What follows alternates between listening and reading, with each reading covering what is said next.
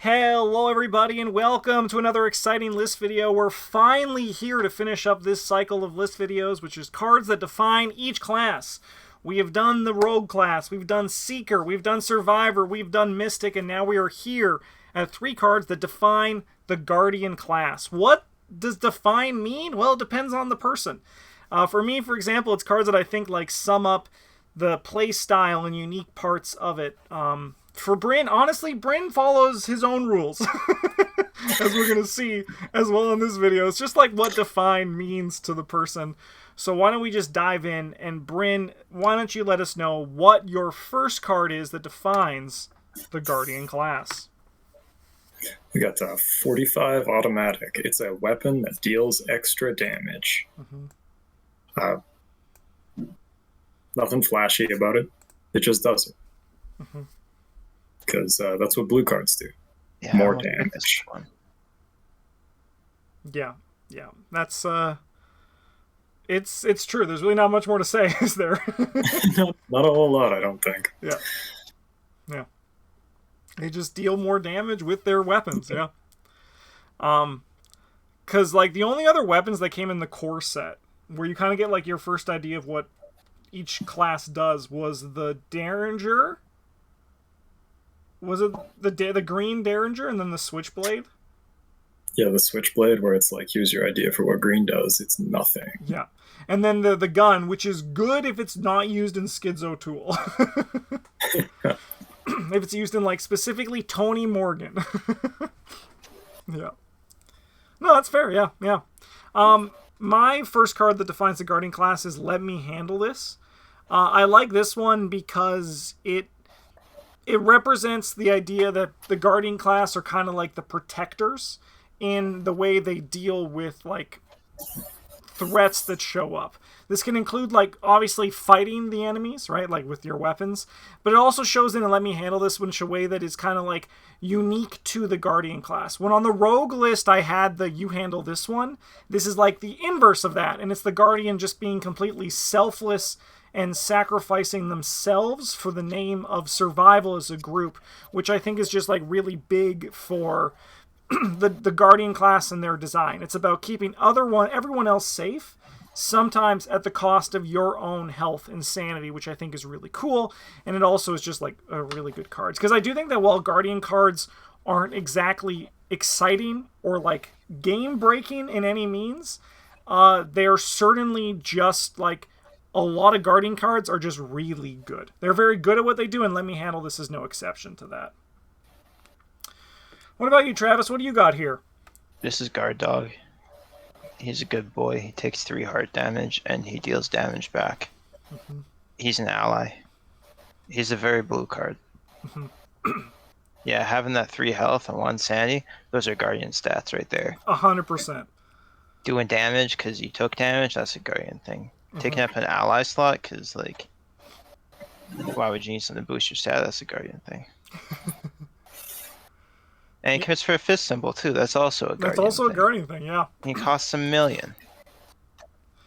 I also for me now, whenever I see Guard Dog, I think of you desperately trying to fight Serpents of Yig with Guard Dog, and that was your method of killing them? I mean, fight them is a very survive them. Term. Survive them is probably the more accurate word for that.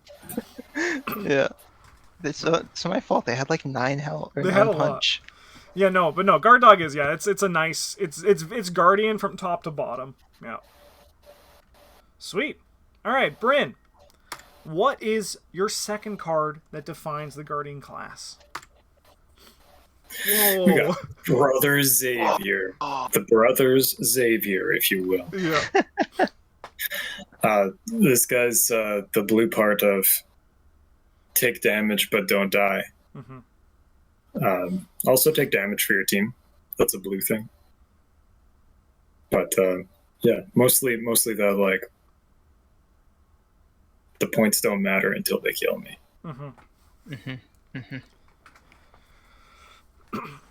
I mean, these cards are all the same kind of thing, right? We can all kind of just talk about this openly because we all kind of chose the same card in a way, right? Yeah, sort of. Yeah. I mean, he takes damage for the people. That's pretty sick.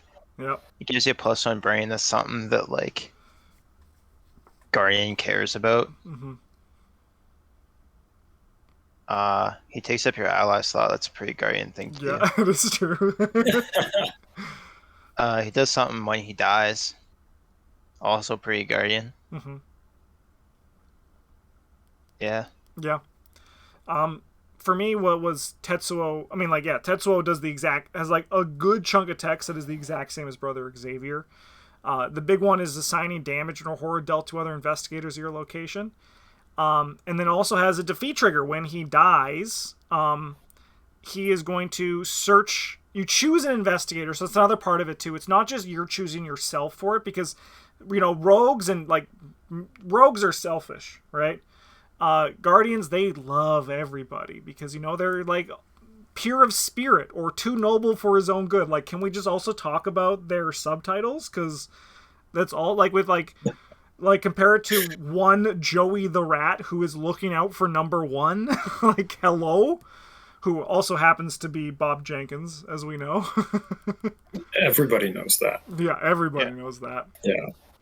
But then he gets to search your discard pile or the top 9 cards of the chosen investigator's deck to find an item asset, which in the Guardian class is usually those weapons that Bryn was just talking about in the previous slide, right? Tetsuo Mori is now living in a space in the Guardian class where, like, he acts as like a very like, not so much like immediately efficient, but just like a long-term efficient backpack, which sucks for the guy, right? Because it's gotta hurt to know you're only here because you have a gun inside of your chest. But he's just a really good ally and does everything the Guardian class does, except he commits for a book, which it would be a lot better if it was a fist. I agree with what Travis said about Guard Dog. Yeah. Yeah. All right, let's go to our number ones. Brit, that's not right. What? How did he show up here? Amazing. Is that actually they switched somehow. They switched. All right, Bryn, your number one is Ghoul Priest.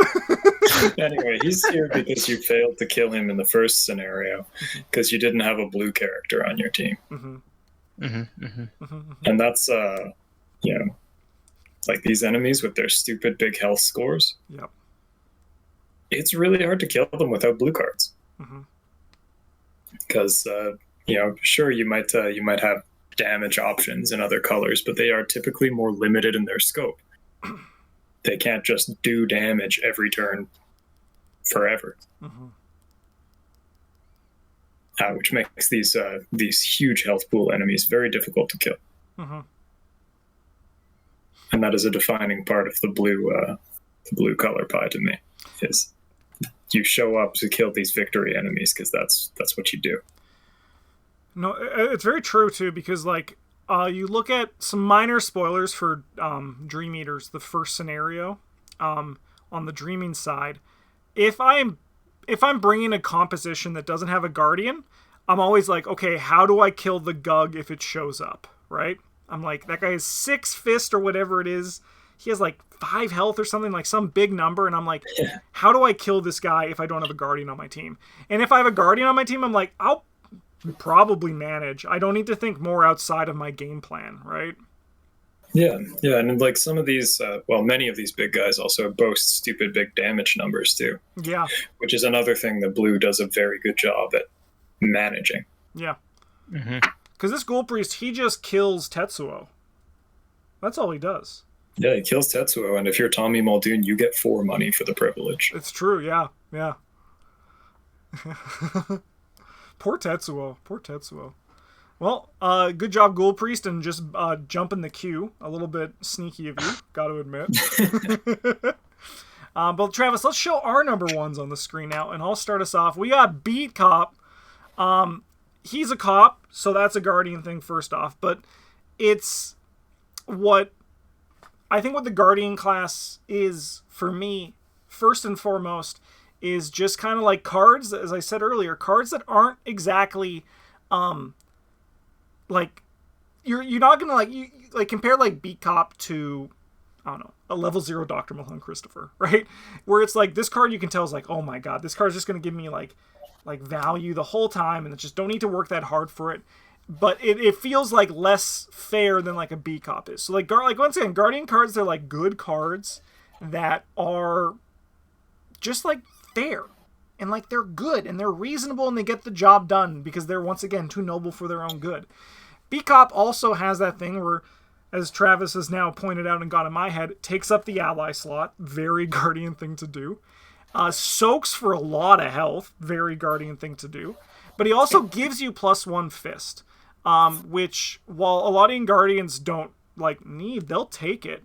But I think what B-Cop also has here is you see it in other ones like the new Field Agent that just came out in Greta Wagner and Alice Luxley, where their allies are very strong and their effects are very good. So like B-Cop, you get exhausted and deal a damage to it and then deal 1 damage to an enemy or location. That's free damage. That's what Guardians do. They kill big things like the Ghoul Priest while spending they're just naturally poised to get over the Asphalov 3 health hump that it just exists for a lot of things. So while your gun only deals 2 damage, while someone else, like a sneaky road, is going to need to have to evade this guy, a Mystic's going to have to use another charge, a Survivor is going to do whatever the frick Survivors do, a Seeker's just going to have call for help and someone's going to come save them. But a Guardian is going to just exhaust their Beat Cop and only spend 1 action to kill that enemy, where other classes are going to need to spend a little bit more.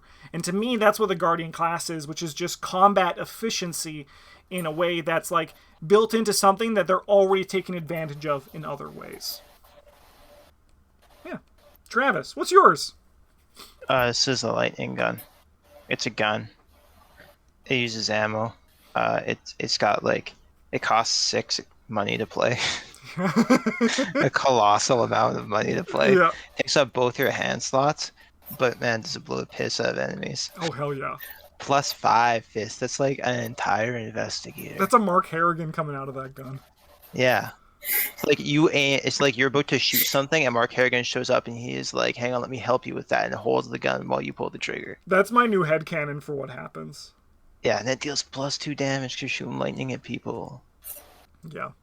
Yeah, like it's just like the extremes of a lot of the things we've talked about so far. Yeah, definitely. And it commits for a fist. Yeah, and the book, bizarrely. I mean, in all fairness, too, like going off of this, Guardian, what they also have is like those big 5 experience explosive weapons where you're like, I can't wait to play with that, right? Mm-hmm. Yeah. Mm-hmm. All right, let's see if I have the Patreon contribution slide made. Oh my god, I did it! Let's go. So this week's Patreon contribution is by Rido. Stand Together, one of the class's best economy cards, but also helps the wider team, which is what Guardian should be all about. Hell yeah. The only problem is it doesn't commit for a fist. Yeah. No, I'm for that. Stand Together was close on my... I mean, Stand Together is basically like a let me handle this kind of design space. And even like a Tetsuo kind of design space too, right? We all prosper if we work together as a team. Stupid fucking Captain America just polluting. We can do this. We can go. Thanks so much for watching, everybody. We'll be back next week for another list video, and it's going to be a good one. Probably. YouTube time, I can't promise that. You know, all of our list videos are good, he said, panicking now that he realizes that it sounded bad at first. Thank you so much for watching. Have a good one. And as always, a GG's.